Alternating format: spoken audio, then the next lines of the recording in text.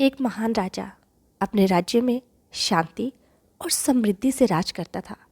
राज्य की हर एक चीज़ को उसने अपनी उपस्थिति में खड़े होकर बनवाया। उसकी प्रजा उसे बहुत सम्मान देती थी क्योंकि वह न केवल एक योग्य बल्कि अच्छा और दयालु शासक था। राजा समय समय पर अपनी प्रजा के बीच में जाता और उनके सुख दुख में भागीदारी बनता। इस तरह राज्य में खुशहाली का राज था और लोग आपस में प्रेम और सहयोग के साथ रहते थे। मगर फिर एक दिन राज्य में बुराई ने प्रवेश किया और धीरे धीरे कुछ लोग जो स्वार्थी और झूठे थे वे राज्य में डर और नफरत फैलाने लगे। राजा ने उन्हें कई बार अपनी प्रजा से दूर रहने के लिए समझाया, मगर वे इतने चालाक थे कि प्रजा को बहकाने में सफल हो गए और अब स्थिति ऐसी हो गई कि राज्य में झगड़े होने लगे और राज्य की खुशहाली संकट में आ गई। राजा का दिल बहुत दुखी हुआ। वह नहीं चाहता था कि उसके राज्य ऐसे विनाश की ओर बढ़े। तब राजा ये सोचने लगा कि किस तरह से और वैसा कौन सा कदम उठाए कि जिससे उसके राज्य के लोग इस बुराई के जाल से बच सकें। तब राजा ये सोचने लगा, अगर मैं सिपाहियों को भेजूं तो वो भी पलटकर वार ही करेंगे और ऐसी लड़ाई ही होगी। अगर मैं मंत्री को भेजूं तो शासन की नज़र से ही उन्हें रास्ता दिखाएगा। अगर किसी पहलवान को भेजता हूं तो कौन लोग उसके पास आएंगे, वो तो उसको देखकर ही भाग जाएंगे। तो फिर कौन? और तभी राजा के मन में अपने बेटे के बारे में ख्याल आया। राजा का एक बेटा था जो ना केवल राजा की तरह था बल्कि उसकी सोच और आदर्श भी राजा की तरह थे।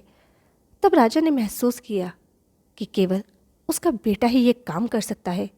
हालांकि ये एक बड़ी जिम्मेदारी थी, मगर बुराई को राज्य से दूर करने के लिए इसके अलावा राजा के पास और कोई रास्ता नहीं था। और तब राजा ने अपने बेटे से कहा, तुम मेरी सबसे बड़ी संपत्ति हो। मैं तुम पर भरोसा करता हूँ क्योंकि तुम में वही सारे गुण हैं जो मुझे इस राज्य को सही दिशा में ले जाने के लिए चाहिए। तुम्हें राज्य में फैली हुई बुराई को सिर्फ दया और प्यार से हराना होगा, क्योंकि बुराई से केवल नफरत और दर्द ही पैदा होता है, जबकि प्रेम और सहयोग से मिलकर किसी भी समस्या को हल कर सकते हैं। फिर राजा ने एक पल ठहरकर सोचा और अपने बेटे से कहा, मैं अब सारे अधिकार तुम्हें सौंपता हूँ। मेरी जगह पर अब तुम शासन करोगे, क्योंकि मुझे पूरा विश्वास है कि तुम इस राज्य को अपनी सोच और मेहनत से खुशहाल बना दोगे। और तब राजा का बेटा अपने पिता से मिली शिक्षा और प्रेम के साथ राज्य के लोगों के पास गया और उनके बीच में रहकर उन्हें समझाया कि बुराई केवल अंदर दिलों में पैदा होती है। उसने उन्हें बताया कि सही रास्ता वही है जो एक दूसरे का साथ दे, एक दूसरे की मदद करे और प्रेम की शक्ति को समझे।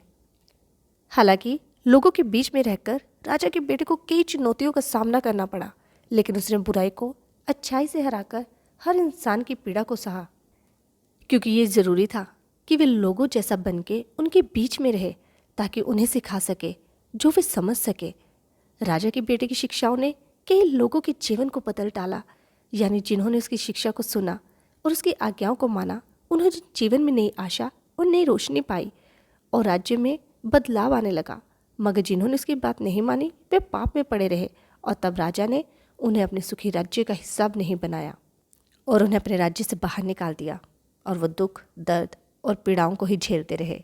जी हाँ, राजा के इस बेटे की कहानी को हम यीशु के जीवन से जोड़ते हुए ये देख सकते हैं कि जैसे राजा ने अपने राज्य में बुराई और नफरत से लड़ने के लिए अपने बेटे को भेजा, वैसे ही परमेश्वर ने दुनिया में अच्छाई, प्रेम और शांति फैलाने के लिए यीशु मसीह को भेजा।